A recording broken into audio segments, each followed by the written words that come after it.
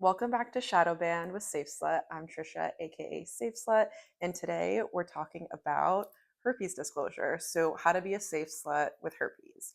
I feel like when we get herpes, the biggest thing that we're afraid of is not like herpes outbreaks and stuff, but just literally like, how do I date with having this? Like, how do I disclose this? And I do support calls, and I feel like that's like the number one thing that we talk about. So I wanted to share some disclosure tips. Honestly, I have so much information on here. Like I have like paragraphs long of stuff. So I'm going to keep referring back to my phone. So if you're watching on YouTube, yeah, I'm going to be looking at my phone, unfortunately. So sorry. I don't know how people who can just like keep talking without looking at notes. So we're just going to go for it. But just to start, like I genuinely love disclosing my herpes status, and I actually disclosed like pretty early on. I also feel like I'm like kind of a unique situation now because I talk about having herpes like on the internet, so usually people know. Um, but I will say that like kind of goes to show that like people usually know before they go on a date with me, like whether it's from a dating app and they look at my Instagram, or like I met them in person and then they like stalked my Instagram and then we went on a date. Like they already know. Like everyone I've been dating in the past year already knew and still wanted to date me. So that one already goes to show that like people are down with it and it's okay. Um but yeah, I genuinely love disclosing, and I feel like that sounds like a little kooky, but for me, I feel like I really like having a little educational moment and like blowing people's minds. Because when you're disclosing to people, they're gonna be hearing about herpes from you for like the first time in a non-stigmatized way. Like if you think about what you learned about herpes growing up, either one, nothing, or you learned in like sex ed from like your like awkward, creepy gym teacher who like doesn't know anything about it and was just reading from a book, that was just like fear mongering. Like they'd show you images of like the worst case scenario of like an STI, or like someone with herpes, they're like riddled with sores. And that's not like for the most part like what it actually looks like. So you have that like fear mongering about STIs, and like you're taught to say no to people who have STIs when in reality people are going to get an STI. Like that's just kind of like how it is, especially herpes. So it's either that or the pop culture jokes you see about herpes like in the media, where like I'm trying to think like The Hangover, they make a lot of like herpes jokes that are so stupid. John Tucker Must Die, which love that movie, but there's like a really bad herpes joke in there. So that's what people are seeing, that's what they know, and they're just like taught to say no to people like us. But in reality, herpes is literally everywhere. Like cold sores are herpes. People don't know that like if you get cold sores, like you need to be disclosing that. Especially because you can transmit that to someone genitally, even if no cold sore is present because of asymptomatic shedding. So it's really important that everyone is disclosing. And it's just funny that the majority of the world gets cold sores and people still forget about genital herpes when it's the same thing, just a different location. And that's just like a double standard about just like sexuality in general, because like most people get genital herpes obviously from like a sexual experience, where cold sores is like usually you get it like when you're a kid from like family or like something. Um, but that's the why it's stigmatized, because like we get it from sex and people can't handle that. But yeah, the other thing is like so many people have herpes and have no idea that they have it. Like over 1 in 5 people in the entire world, ages around 14 to 49, has genital herpes, but it's usually asymptomatic and it's not on the standard STI panel. I feel like I said this in the last episode. So go back and listen to it because there's more facts on there. But yeah, usually asymptomatic, not in the standard STI panel. So the majority of people who have it, I think it's like 85% of people who have genital herpes actually have no idea that they have it. Um, so yeah, I love telling people this because I feel like it's really fun to like blow people's minds. Another reason why I actually really like disclosing is because I use disclosing my herpes status as a litmus test. It's going to be really telling of people's character on how they respond to this information. So with herpes, like you kind of like have to share this pretty early on, whether it's like a first date or like 3 months in, like whenever you're going to be intimate with someone, you need to share that. And I think for the majority of the time, like people are really open-minded, they're just really uneducated. So like in my experience, people have been really down. They're just like, oh, like either one, they'll say, I dated someone with it, or like, yeah, like I know about it, it's chill, or just tell me more, like I don't know anything about it. But for the most part, like people are like, okay, after you talk to them about it. And like the thing is, like if someone's gonna be like mean to me or like get grossed out after I just like shared this like vulnerable thing, and it was just like being honest with them and like telling them because I like them or care about them or just like want to do things to them. And if they respond like gross about it, then like that's not someone I would want to date anyways. So like in a way, like it showed me their character, so that saved me a lot of time that I could have wasted. So love that. But okay, on to some actual tips. So when I was first diagnosed, um, I was like really scared to disclose. And like the first time I disclosed, I did it through text, which is totally fine if you want to do it through text. But I sent like 3 long paragraphs of telling them telling them like how I got it, when I got it, how many outbreaks I get, a bunch of information about it. Like it was like so over the top and it felt like in a way like maybe I was trying to convince them or like overcompensating or just like you could tell that I was still like not feeling confident about it and was like just like listen to what I have to say. And like obviously I love like yapping about herpes, but like that wasn't like the time or place. I think it's good just to be like very like chill and confident and keep it small until they want to have like a full conversation about it. So that was the first time I disclosed, and they were down with it, but then they ghosted me, but that's fine. um since then I've been like 10 for 10, not 10 for 10, I've disclosed a lot more. I've had like 100% success rate for the 98% success rate. Um, but yeah, so when I was first diagnosed, I was unsure like how to say it. And something that I found really helpful was going on dating apps and practicing disclosing. Obviously, if you feel safe enough, like this is when I was in Boston. I did it a little bit when I moved to New York, but like those are big cities. If you don't feel comfortable just like telling random people on the internet, you don't have to do this. But I would just go and like disclose in various ways to people and just like either if it was like the first sentence that I said or had a few exchanges and then said it, or like if the conversation started feeling it was like getting like kind of spicy, then I would say it.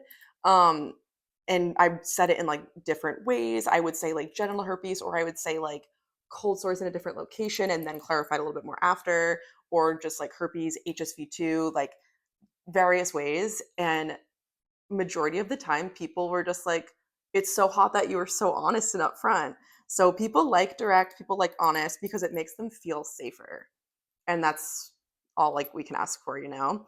Um and yeah, as I said before, like when I date now, usually people already know. I'm trying to think of like a funny example. Um so someone I'm like dating, whatever, they knew, we had a conversation about it on the first date, but we didn't get into like details. We just kind of like briefly like they like acknowledged that that was the vibe. And then we went home, had sex, and then like literally like right after I was like, "Oh my god, like I didn't even ask you, like did you have any questions?" And they were like, "No, I literally like stalked your profile." And like was became really educated. So that's like I'm a unique situation. So if you want to become a herpes advocate online and talk about your genitals, then feel free. But that's not a requirement. um so for like just like let's do like some bullet point thing because I think this is like makes it really easy. I think the number one way that I like to start the conversation is asking them when they've been tested last. One, this helps ease into the conversation without you just like randomly like saying it. It gives you a moment to like gather yourself, gather your thoughts. Um, and also their sexual health is just as important. Like I feel like we need to not look at it like a disclosure. We need to look at it as like a two-way conversation about sexual health because you don't know what they have. They could also have herpes and not know it, or they could have something else. Like if you ask them and they're like, "I've never been tested," then I'm like, that's really sus. That's actually happened to me multiple times. Um, and yeah, I think it's a good way just to like ease in. It's I feel like that's usually how I do it, honestly. Especially because it's like if you know you have to do it and there's not like if you haven't found a way just to like weave it into the convo, then that's just a nice way. You can be like, oh, like I can see like once you know like sex is on the table, then you can kind of be like, oh, I just like I really care about like sexual health. It's really important to me to like make sure that we both feel safe. Like when were you last tested? And that's like it. That's all you have to say at the beginning. And then once they share you can be like, okay, cool, like this is when I was last tested negative for XYZ. I do have HSV2. Do you know what that is? Easy, confident, chill, to the point, direct.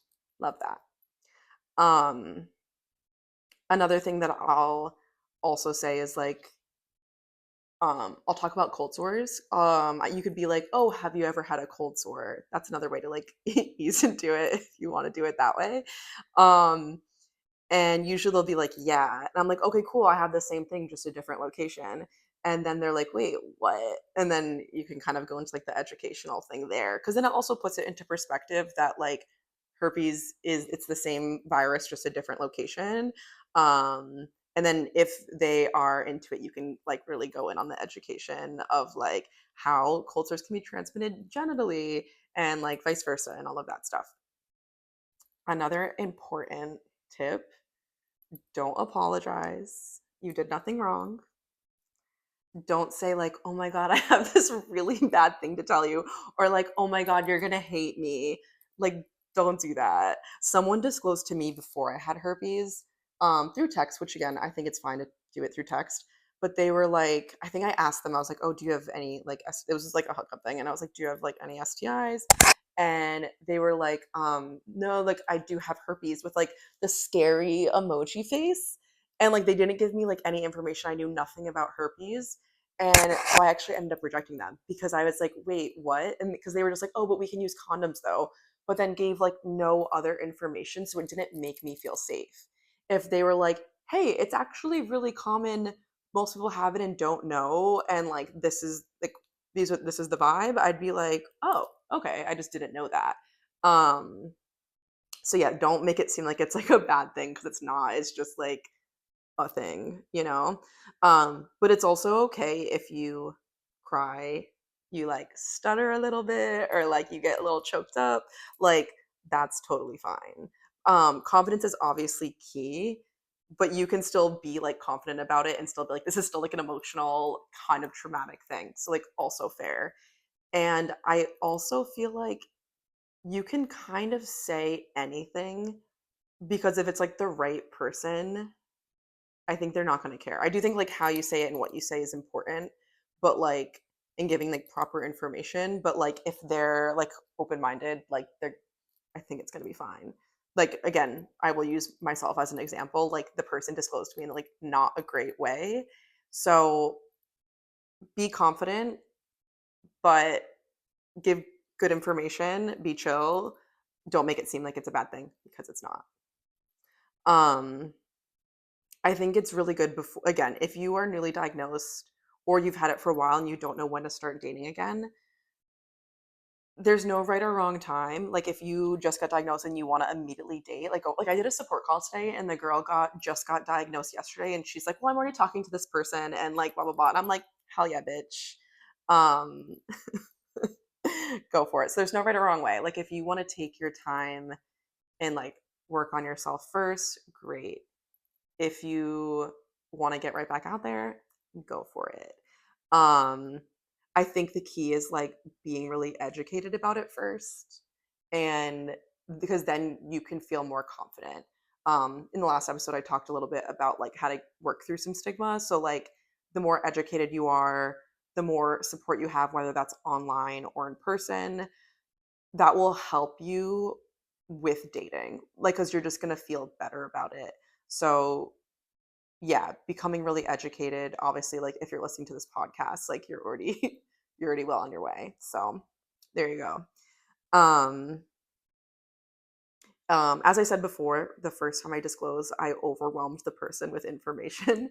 And it's obviously you want to give them every single resource and every piece of information so they can understand, especially because it's like so frustrating about herpes that people stigmatize it for no reason and are like know nothing about it. And so you want to be like this and this and this and this. And I get like really like excited and passionate when I talk about things, especially herpes. So like I get it, but a good tip is to don't overwhelm people initially unless once you disclose and then they're like, "Oh, like I don't know a lot about it. Can we talk more about it?"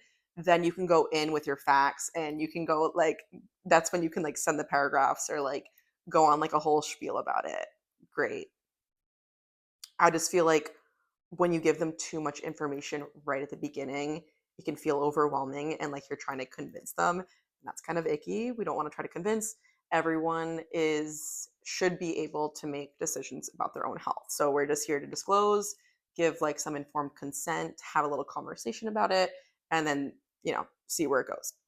The other thing about like herpes disclosure in general is we're even if you get rejected, like I feel like it's still a success. Like you still did this really scary thing. So I think going into disclosures with like no expectation, what's the thing like high hope, low expectations, high hopes? I feel like that's a good vibe. Um and then once you get to the point where they are asking for more information, you can start like use talking points like one the cold sore thing, two you can give a stat of like yeah like over 1 in 5 people in the entire world has genital herpes. I think it's really important to talk about why it's sometimes not sometimes why it is safer to be with a herpes positive person. And now that sounds like kooky because you're like wait that's someone it's safer to be with someone who's STI positive. Yes. Also for HIV as well, I just want to say this like if you're HIV positive and you're taking your medication for it and you're undetectable, you cannot transmit to someone. So that's why it's also safe to be with someone who is HIV positive and on their medication. So, one with that, two with herpes. The thing about it being safer to be with a herpes positive person, this is going on the, like the notion that the majority of people have it and don't know. So the people who are herpes positive and like we know our status, we are taking proper precaution. Um, and also, when we get herpes, we're like, okay, we have to disclose this. So we're way more adamant about like sexual health and like having these conversations because we like literally have to now, which in turn is actually like a good thing. I know for me, before I got herpes, I did not have conversations about sexual health with potential partners. Um, but now, as a herpes positive person, where I'm disclosing, I've found that people obviously feel safer and they like that I told them. But what bothers me is the other person doesn't like they weren't going to initiate that conversation. Like most people I've been with weren't going to ask. And I think that that's like a problem. I think regardless of your status, like you should be having conversations about health before you sleep with someone. So this is why like it's safer because herpes positive people are going to have a conversation about sexual health before we do anything.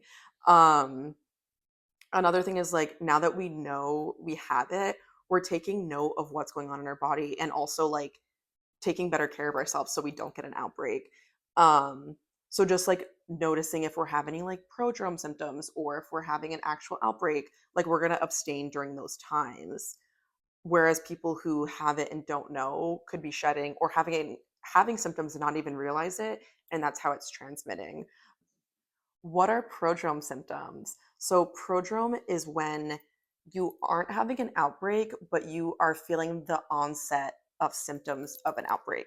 So, for a lot of people, they'll get like nerve pain somewhere in like this area. For me, it will be usually specifically my right leg.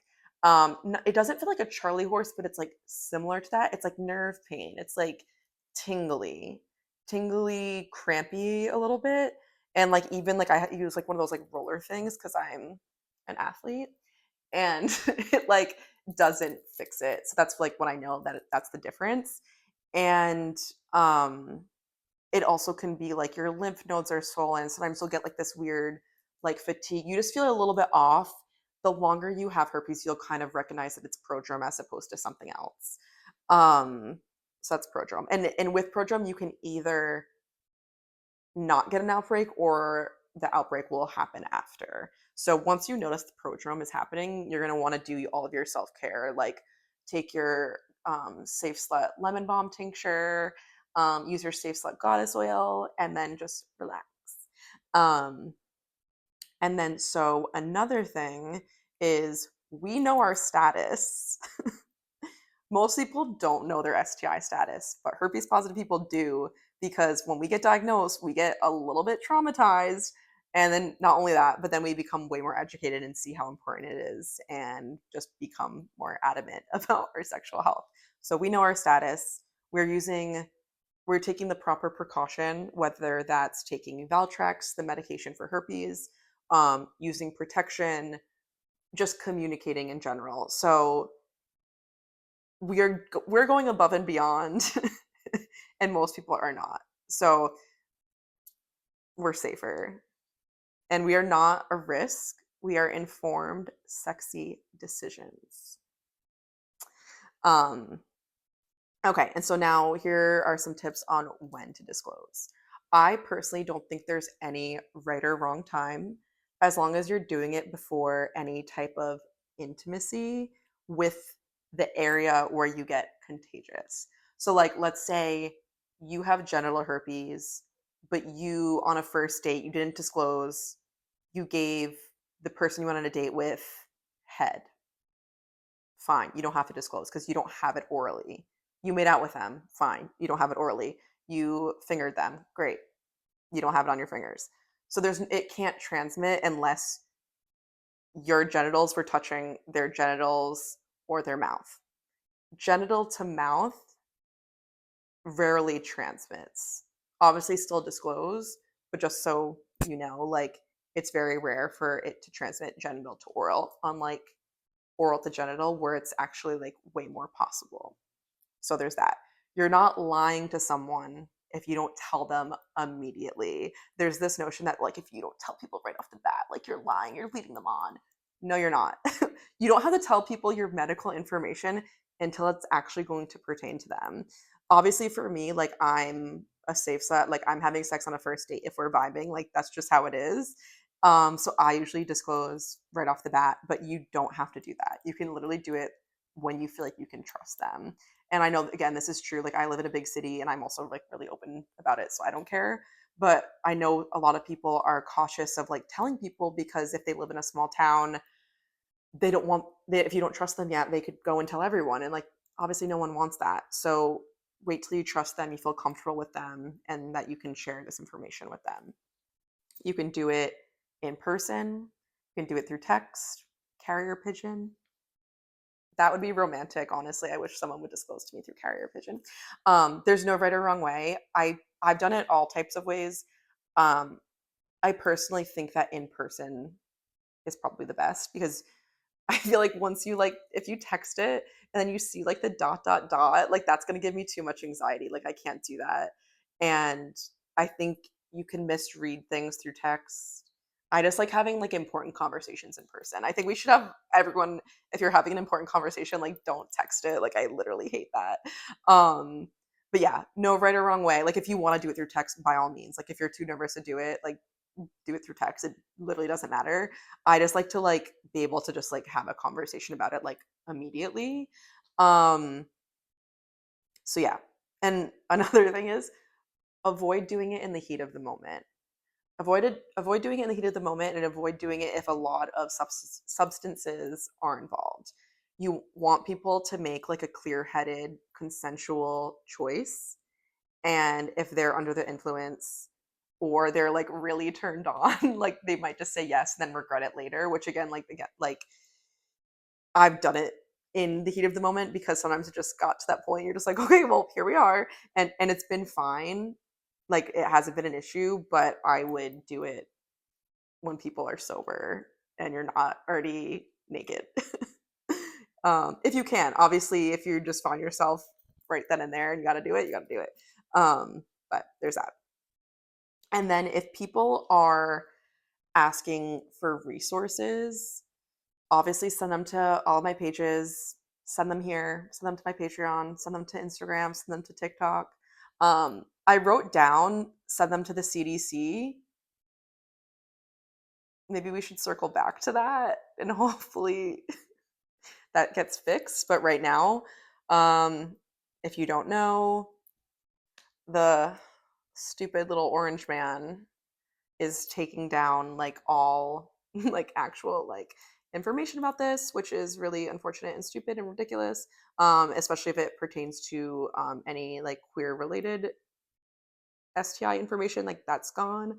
A lot of just the general STI information is still there.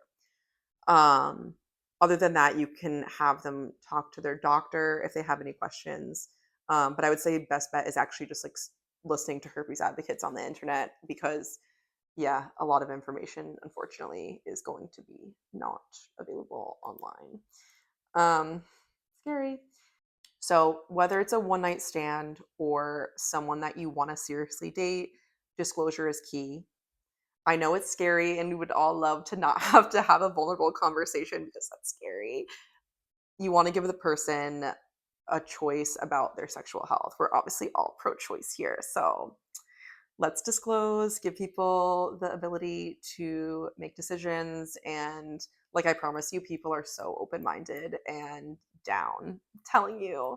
Um, and yeah, truly, like just disclose. You're going to be pleasantly surprised. And I'll always leave it on this when I'm talking about herpes. You can still be HSV positive and a slut. Cute. Okay. Bye.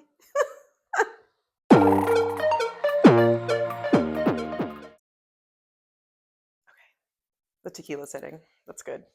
Good stuff.